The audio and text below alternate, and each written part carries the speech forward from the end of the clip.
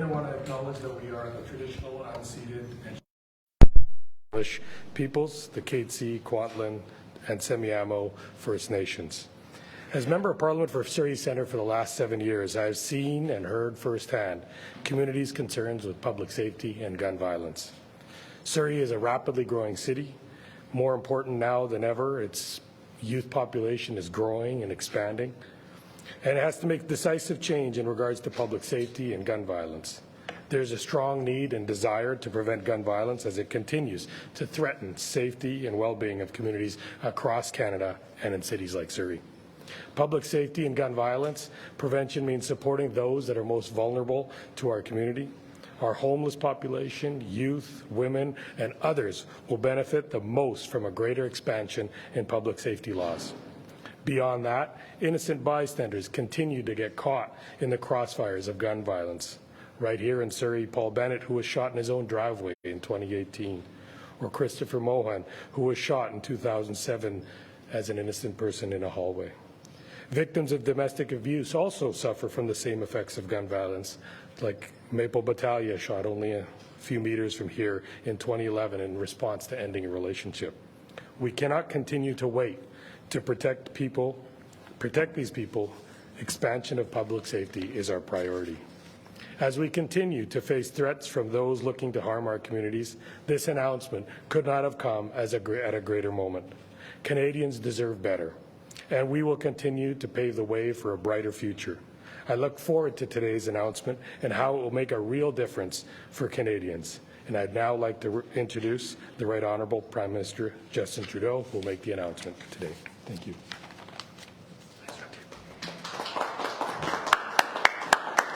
Thank you, Randeep. It's great to be here with you, with Marco, Taleb, Suk, Parm, Wilson. Before I begin, I want to acknowledge that we're on the traditional, unceded and shared territories of the Coast Salish peoples, the Katzie, Kwantlen, and Semiahmoo First Nations. I also want to take a moment to congratulate David Eby on becoming the leader of the BC New Democratic Party and the next Premier of British Columbia. I look forward to working with him to make life more affordable and build a better future for everyone in the province. I'm looking forward to continuing the great work that I've been able to do with Premier Horgan over the past years. John has been a solid friend and an extraordinary leader through uncertain times here in BC, but I can tell you that his impact, his influence, and his leadership has stretched right across the country. John will be sorely missed as I wish him all the best in his next challenges, but I know that we'll be very much looking forward to working with David as the months and years unfold in the future. It is great to be back home in BC. I got to spend some time with Canadians yesterday, people in British Columbia yesterday, including a number of women's groups, to talk about how people are challenged with the cost of living. We know prices are going up. We know grocery bills, and rent, and gas prices are squeezing them in so many different ways, which is why we've stepped up as a government with targeted support that's going to help millions upon millions of Canadians. It's great news that this week we passed the GST credit. That means we're doubling the credit for 6 months in checks that are going to be arriving in the coming weeks to 11 million households across this country. It'll make a real difference in the rising cost of living for so many Canadians. We're also busy moving forward in the House of Commons with legislation that's going to make dental care accessible for all kids under 12, with up to $1,300 in support over the next 2 years for families who can't afford dental for their young kids. And we're moving forward with direct support for low-income renters. It'll hit about 2 million people, almost 2 million people, with a $500 top-up that will really, again, make a difference with the rising cost of living. On sait que les gens font face à des énormes défis au niveau du coût de la vie. C'est pour ça que notre gouvernement est là pour aider avec le coût de la vie, avec un crédit de la TPS qui va arriver dans les semaines à venir dans 11 millions de ménages, avec de l'aide pour les soins dentaires pour les enfants à travers le pays, avec de l'aide pour les locataires à faible revenu. We were pleased the Conservative Party actually supported our measures on GST credits for 11 million households. They changed their initial objection to what we proposed and supported it, which is a good thing. But we now need them to stop blocking the dental and rental supports that we're putting out, because far too many Canadians need extra support, and political parties need to work together to be there for Canadians. We're here today to talk about what we're doing to keep our communities safe. As we see gun violence continue to rise in our cities, and unfortunately Surrey and the Lower Mainland are no exception, we have an obligation to take action. Today we're joined by families and advocates, people who've been at the forefront of the fight for tougher gun control for years. People like Eileen Mohan, who lost her son to a stray bullet when he was only 22, 16 years ago this week. Thank you for all your leadership and your courage. When people are being killed, when people are being hurt, responsible leadership requires us to act. Recently, again, we've seen too many examples of horrific tragedies involving firearms. Il y a 2 ans, notre gouvernement a interdit 1500 modèles d'armes d'assaut, comme le Ruger Mini 14 utilisé à Polytechnique et le AR-15. On a aussi élargi la vérification des antécédents pour empêcher que les armes à feu tombent dans les mauvaises mains. In May, our government introduced measures to implement a national freeze on handgun ownership. Today, our national freeze on handguns is coming into force. From today forward, it is no longer legal to buy, sell, or transfer a handgun in Canada.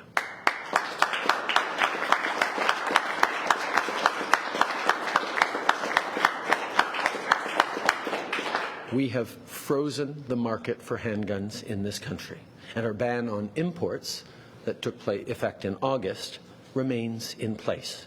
This is one of the strongest actions we've taken on gun violence in a generation. Aujourd'hui, le gel national des armes de poing entre en vigueur. C'est maintenant illégal d'acheter, de vendre ou de transférer une arme de poing au Canada. On gèle le marché pour diminuer le nombre d'armes de poing au pays. C'est une des mesures les plus fortes qui ont été prises pour augmenter le contrôle des armes à feu depuis une génération. Our goal, over time, is to see the amount of handguns in our communities reduced. Let me share with you some statistics to illustrate why this is so important. The number of handguns in Canada has increased by 70% since 2010. Since 2011, firearms-related homicides have gone up nearly 40%, and handguns were the most commonly used weapon. 1 of every 3 girls and women killed by an abuser is murdered with a gun. The presence of a handgun in a home increases the likelihood of self-harm or suicide. Keeping each other safe from gun violence means keeping women, children, and families safe, and it prevents self-harm. That's why we're taking actions today, so that what happened to the loved ones of Eileen and so many others never happens again. Of course, freezing handgun ownership is not the only thing we're doing to prevent gun violence. Before 2015, the previous Conservative government cut nearly $1 billion from law enforcement agencies. But this is not our vision for safer communities. Our Liberal government is reinforcing our borders and giving law enforcement the tools and resources they need to stop illegal gun smuggling. This includes major investments to address gun violence and keep guns out of the hands of gangs and criminals. With this funding, the CBSA can deploy new technology like scanners that can X-ray an entire truck in a matter of minutes. The work we've been doing over the past years is working. Last year, we interdicted nearly twice the amount of illegal guns coming across our border as we had the year before, and we're not stopping that work. On top of that, we're moving forward to increase maximum criminal penalties for gun-related crimes. As of 2 years ago, it is no longer legal to buy, sell, or use assault weapons in Canada, and we're implementing a mandatory buyback. We'll continue working together with provinces, territories, Indigenous communities and municipalities to build safer communities free from firearm violence. On va continuer d'écouter les conseils des médecins, des experts, des policiers qui voient les conséquences de la violence armée bien trop souvent. Et on va continuer d'être là pour les familles et ceux qui demandent qu'on en fasse plus pour protéger nos communautés. Again, I want to thank the advocates, those who are here today and those out across the country. Thank you for your strength. Thank you for your perseverance. For too many of you, loss and grief is at the heart of what brings you here today. And we are deeply grateful that you continue to stand for a better Canada. We thank you for all those efforts to build a safer future for all our kids, for all our communities. Before I pass it to Marco, I want to highlight that I know you had the opportunity to visit the Burnaby detachment, the RCMP, this morning. Our hearts go out to the family of Constable Shaylin Yang, and of course that means her family, but also her larger family of RCMP, of police and peace officers across the province and across the country who stand with her. We continue to remain pledged to doing everything we can to ensure that our communities are safer, to make sure that people suffering from mental health and those mental health challenges and distress, and those who are on the front lines to help them and serve them, are able to get the support and resources they need. Merci tout le monde. Je suis content de passer la parole à Marco Mendicino. Marco.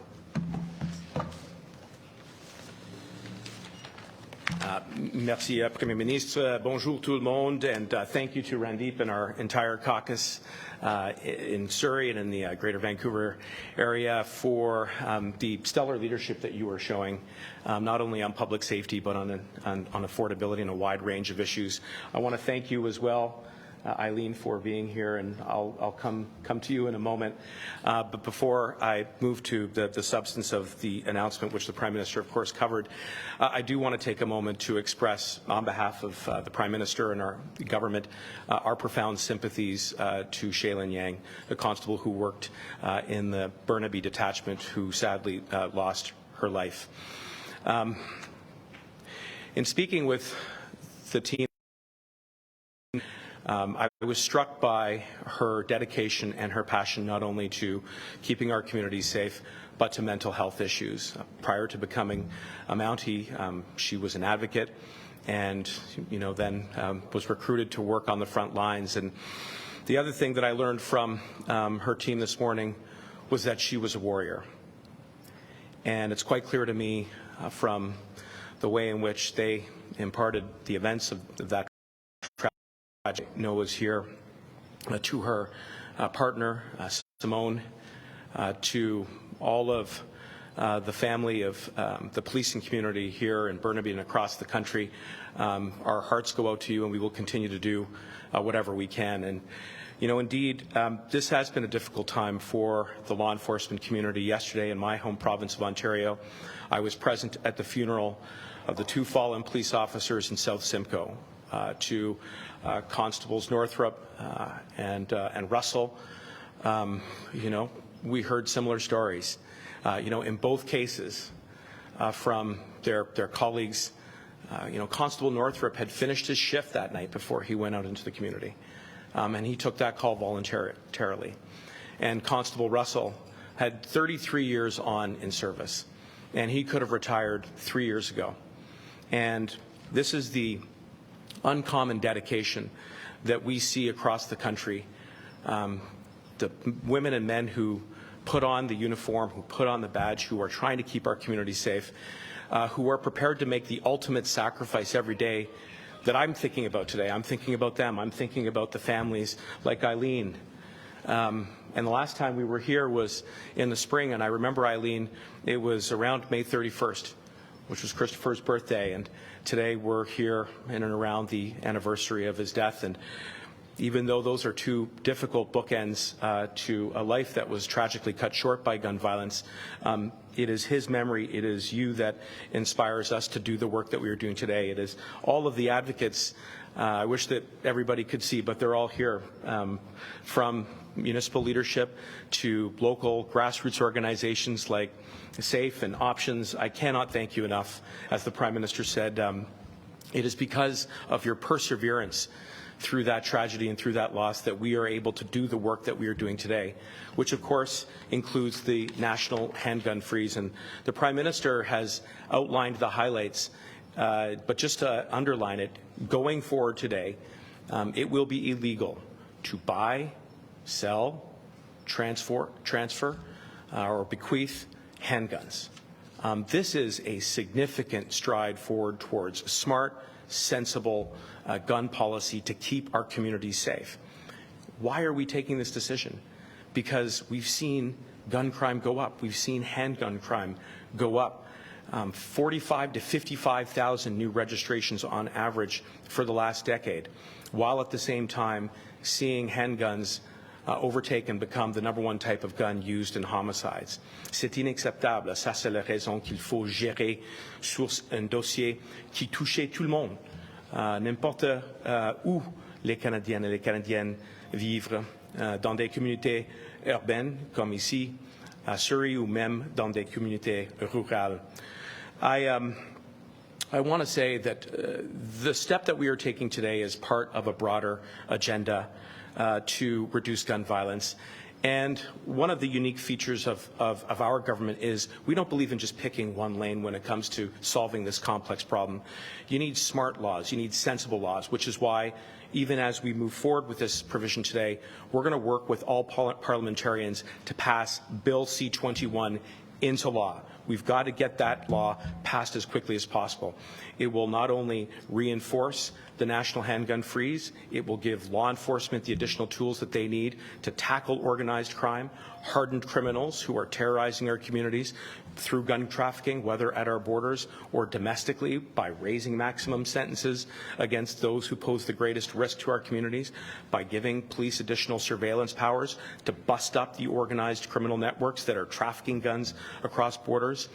We need to pass that law. We need to make sure that we make good on our commitment to implement the buyback program on a national ban for assault-style rifles, because those guns have no place in any community. They were designed for one purpose, and that is to kill people using maximum lethal force in the shortest period of time, and with the partnership of our many, many stakeholders, including provinces and territories. We're going to get that done. And finally, we need to stop gun crime from occurring in the first instance. And I'm so proud of the leadership, Prime Minister, you have shown, our government has shown in launching the Building Safer Communities Fund, which is a program designed to partner with the people who are in this room, who know where the risks are, who know when young people meet that fork in the road, how we can empower them to have that sense of belonging, of confidence to make the right choices. And we're going to roll out that fund even more quickly than we have in the past. And it's only by doing these three things together that we can truly eradicate gun violence once and for all. And we owe it. We owe it to everybody. We owe it to the victims and families who have been touched, whether you're talking about Portapique and Truro and Nova Scotia, les familles des survivants de la tragédie au Québec, de la Polytechnique ou la mosque à la ville du Québec. In my hometown, the families and the survivors from the Toronto Danforth shooting were right here in British Columbia with Eileen, so that there isn't another tragedy like that again. Thank you very much. Merci beaucoup.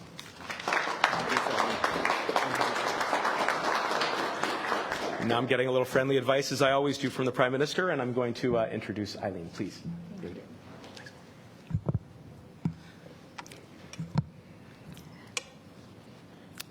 October 19th marked the 16th anniversary of my son, Christopher, who was stolen from the doorsteps of my home.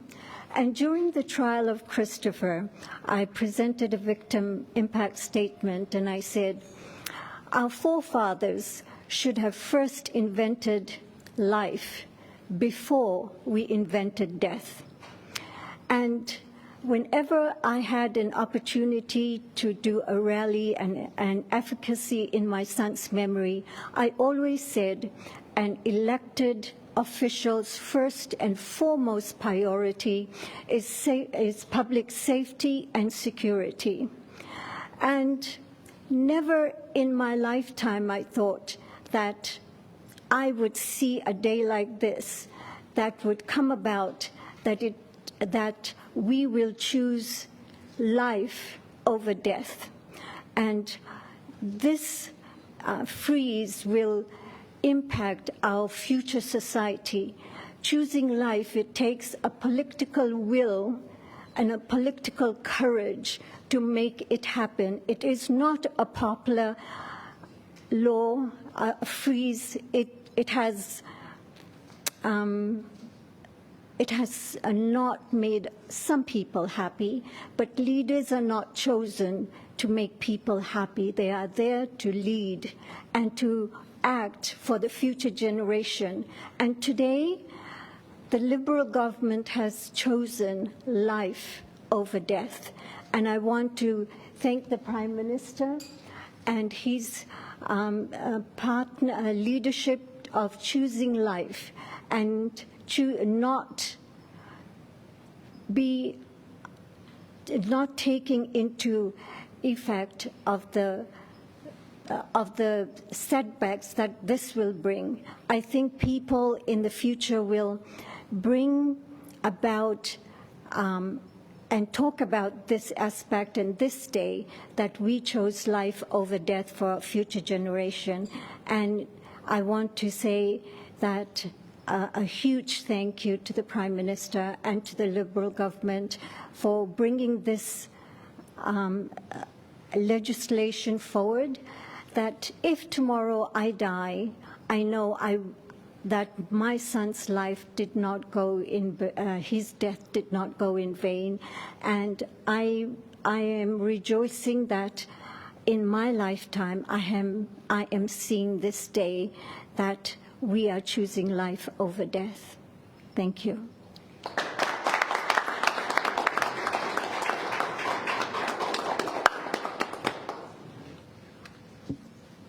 Thank you, Eileen. I want to thank her for her advocacy, Minister Mendocino and the Prime Minister.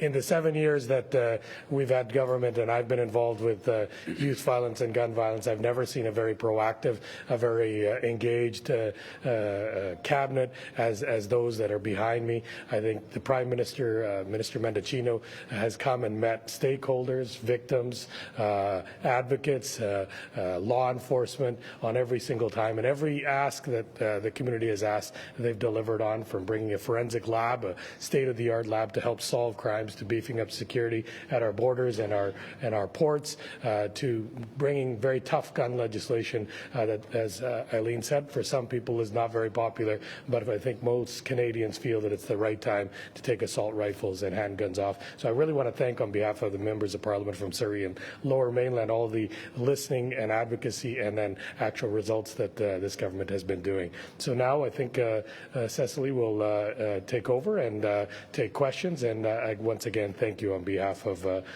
all of us here in Surrey and the Lower Mainland. Cecily, over to you. Thanks. So we'll now have time for questions from reporters, and on a maintenant du temps pour prendre des questions des journalistes. For starting with CP. Thank you very much. I have a couple of questions from my colleagues in Ottawa. Firstly, they've heard that the opposition parties, including the Bloc and the NDP, will vote in committee to water down the federal handgun freeze by exempting thousands of recreational shooting club members across the country. Will your government let this happen? I know how much Quebecers are preoccupied with the rise in gun violence, so it would surprise me if the Bloc were to actually water down these provisions. I know how much progressive Canadians from coast to coast to coast are expecting this government and this Parliament to move forward on strong measures like the ban on assault weapons we brought in 2 years ago, and this freeze on handguns that means it is no longer legal to buy, sell, or transfer handguns anywhere in this country as of today. So it would surprise me greatly for progressive parties like the NDP to stand in the way of strengthening gun legislation and keeping communities safe. Français? Je pense que tout le monde sait à quel point les Québécois s'attendent à ce qu'on continue de renforcer le contrôle des armes à feu. Je sais que le Bloc est très conscient de ce que les Québécois demandent. Et je sais que des Canadiens d'un bout à l'autre de ce pays progressistes veulent avoir plus de contrôle des armes à feu. Alors ça me surprendrait énormément que le NPD choisisse d'affaiblir le contrôle des armes à feu qu'on est en train de proposer. Depuis 2 ans, il est maintenant illégal d'acheter, de vendre ou d'utiliser des armes d'assaut. Et à partir d'aujourd'hui, on ne peut plus acheter, vendre ou transférer des armes de poing. Ça me surprendrait énormément que des partis progressistes essayent d'affaiblir ces mesures-là. Next question, go ahead. In the recordings released yesterday between Commissioner Lucky and the Nova Scotia RCMP, the Commissioner confirmed that she was responding to a request from a minister about firearms and stressed that your government was in the middle of trying to get firearms legislation going. What can you say to assure Canadians that this wasn't a sign the government was meddling in a police investigation? In the days and weeks following the horrific massacre in Portapique, a killing that left communities reeling, families grieving, and Canadians from coast to coast to coast shocked. Canadians and those families wanted answers. We wanted to make sure that those families got as many answers as they could as quickly as possible, which is part of why we launched the public inquiry that's going on right now. But every step of the way, we recognized and supported the fact that the RCMP and police of jurisdiction are the ones who decide what is released and when. They make decisions about how to balance the need of the public to get answers and the need to protect the integrity of investigations. And as we saw in this case, it was the police that months later